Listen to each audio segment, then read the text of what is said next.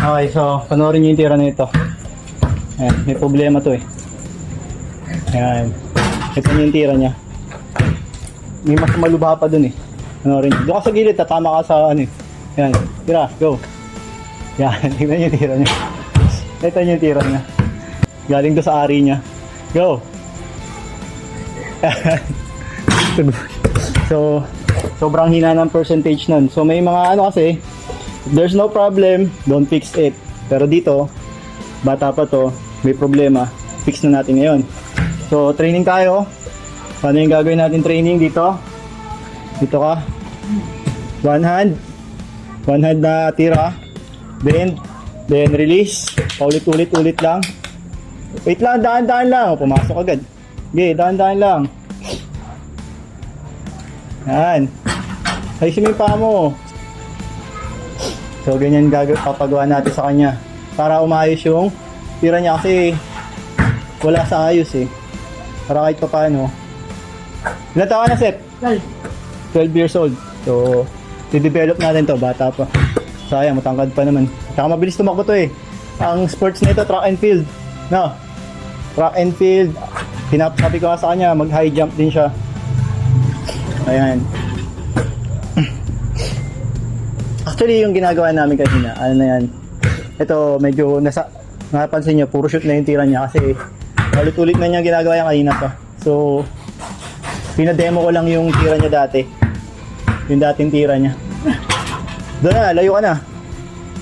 Diyan sa gitna ni Jordan. Yan. Ben, baba. Baba.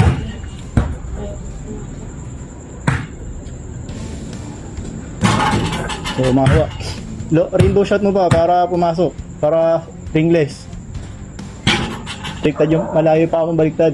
Hindi, baliktad. Sa likod yan. Yan, ganyan. Sige, dahan-dahan lang. Dahan-dahan lang. Ah! Wala akong green. Sige.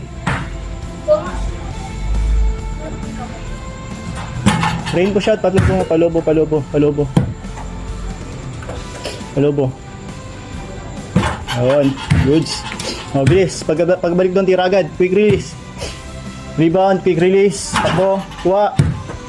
Quick release. One hand. Okay lang magkamali. Kuha agad. Okay lang sumablay. Hindi mala talaga papasok. Ayusin mo. Posisyon mo agad na maayos. Masok yung Alexa. Kuha. Quick release. One hand. Palobo mo. On. Alexa, dito ka lang sa harapan. Huwag ka sa dulo. Malayo masyado yung sa'yo eh.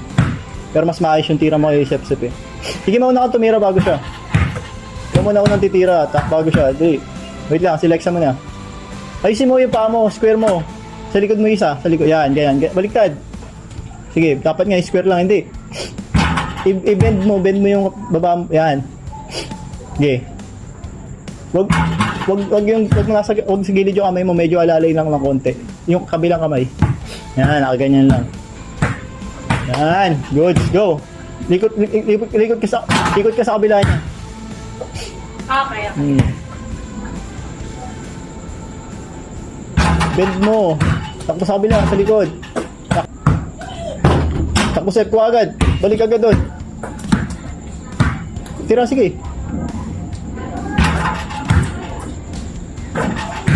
Takbo sa likod na Alexa.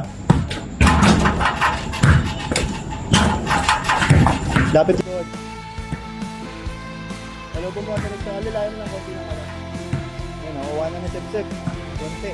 Medyo. So okay riders, kung hanggang ngayon ay nanonood kayo at pinapanood nyo tong training ng dalawa, so please subscribe, follow, and like this video, and pakishare na rin sa mga kaibigan ninyo, tropa ninyo, mga ka-teammates ninyo, sa pinsan ninyo, kapatid ninyo, para naman baka makatulong sa kanila itong video na to, itong klaseng training na to. Effective, napaka-effective ito. At syempre, kung wala pa kayong sariling bola, hindi kayo makapag-training na maayos kung wala kayong sariling bola, pwedeng-pwede at bagay na bagay sa inyo si Do-Ride Bola ng Pinoy. Marami tayong klaseng bola na pang training. So, pwedeng yung rubber lang sa mga beginners.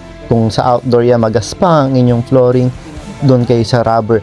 At kung maganda naman ang flooring sa inyo, makintab, may rubberized ang pintura yung court ninyo, pwede yung mga leathers natin dyan, yung tambay sa court, bola ng tropa, bola ng bayan, bola ng Pinoy, bola ng Pinas, bola ng Noipi, bola ng tagumpay na merong motivational quote na work hard, play hard, study hard, and pray harder. At ang ating pinakamagandang bola ay yung Doride Pinoy approved Japanese microfiber pang indoor. So hindi siya pwede sa mga outdoor, hindi rin siya pwede dito sa ganitong klaseng court na may mga matutulis yan. May mga bakal-bakal kasi sa gilid nito, tapos may mga yan, yung paligid namin, yung pader niya, medyo may mga naka-off-sleeve pa dyan. At least itong mga bola na to ilang beses na natusok dyan, natusok na sa yero yan, napunit na sa yero, pero all goods pa rin yung mga bola natin. Yung Pinoy approved, medyo high-end kasi yun, so masasayang naman kung mapupunit lang dito. At least itong mga bola natin na gamit ngayon, puro mga pang barabato, pang bardagulan, pang training, pang pudpuran talaga. So all goods lang. So okay mga riders, abangan natin tong dalawang toong magkakaroon pa sila ng improvement sa mga susunod na araw, susunod na linggo at susunod na buwan, at kung hanggang sila makakarating kaya sila ng Junior MPBL para makapaglaro doon. Let's see. So kaya huwag nyo kalimutan mag-subscribe, like this video, comment down below, and share. So that's it guys, I'm bounced out. Oops, ito pala yung Doride Pinoy approved natin, Japanese microfiber. That's it, I'm bounced out.